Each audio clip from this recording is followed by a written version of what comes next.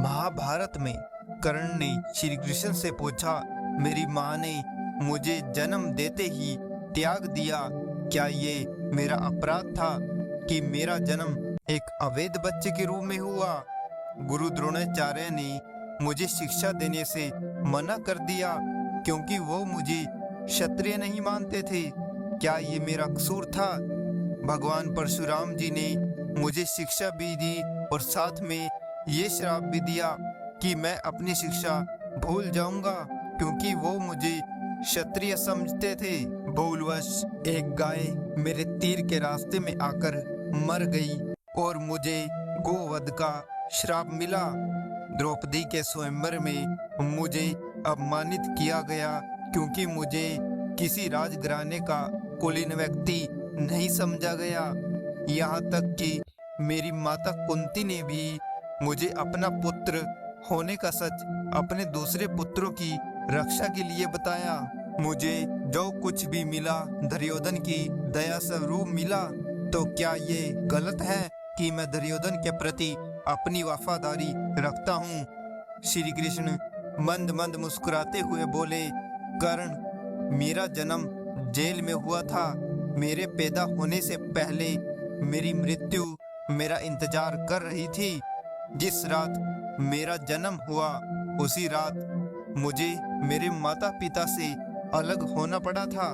तुम्हारा बचपन रथों की धमक, घोड़ों की हिनहिनाहट और तीर कमानों के साए में गुजरा था। मैंने गायों को चराया और गोबर उठाया है।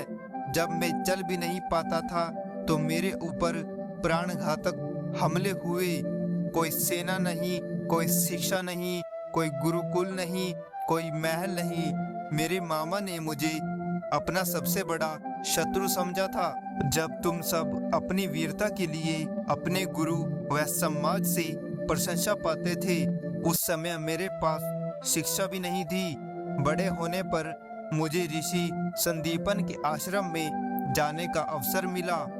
जरासंध के प्रकोप के कारण मुझे अपने परिवार को यमुना से ले जाकर सुदूर प्रांत में समुद्र के किनारे बसना पड़ा। दुनिया ने मुझे कायर कहा। यदि दुर्योधन युद्ध जीत जाता तो विजय का श्रेय तुम्हें भी मिलता, लेकिन धर्म के लिए इस युद्ध का जीतना पांडवों के लिए अनिवार्य था। धर्मराज के युद्ध जीतने का श्रेय अर्जुन को मिला। मुझे कौरवों ने अपनी हार का उत्तरदायी समझा। हे कर्ण, किसी का भी जीवन चुनौतियों से रहित नहीं होता। सबके जीवन में सब कुछ ठीक नहीं होता। कुछ कमियां अगर दुर्योधन में थी तो कुछ युधिष्ठिर में भी थी। सत्य क्या है और उचित क्या है, ये हम अपनी आत्मा की आवाज से स्वयं निर्धारित करते हैं। इस बात से कोई फर्क नहीं पड़ता कितनी बार हमारे साथ अन्याय होता है। इस बात से कोई फर्क नहीं पड़ता कितनी बार हमारा अपमान होता है। इस बात से कोई फर्क नहीं पड़ता कितनी बार हमारे अधिकारों का हनन होता है। फर्क सिर्फ इस बात से पड़ता है कि हम उन सब का सामना किस प्रकार करते हैं। तो दोस्तों, उम्मीद करता हूँ आपको यह वीडियो अच्छी लगी होगी। आगे भी मैं आपके लिए ऐसे ही ज्ञान की बातें लाता रहूँगा, तो चैनल को सब्सक्राइब कर लीजिए और वीडियो को शेयर एंड लाइक कर दीजिए।